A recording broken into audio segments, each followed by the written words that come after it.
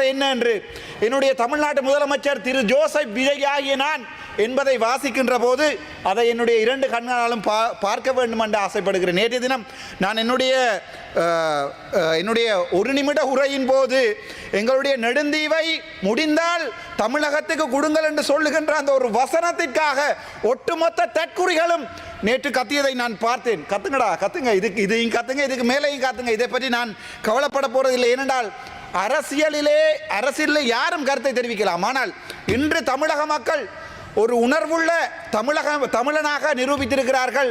காலங்காலமாக ஊழல் செய்தவர்களை வீட்டை அனுப்ப வேண்டும் என்கிற ஒரே ஒரு நோக்கத்துக்காக, அது அதிமுக இருக்கலாம், திமுக இருக்கலாம், அல்லது திரள் நிதி என்று சொல்லிக்கொண்டு எங்களுடைய புலம்பெயர்ந்த மக்களுடைய பணத்திலே தன்னுடைய பிள்ளையையும் கொண்டு அமெரிக்காவிலே படிப்பித்த சீமான் என்கிற சாமானுக்கு இவர்கள் வடிவாக படித்திருக்கிறார்.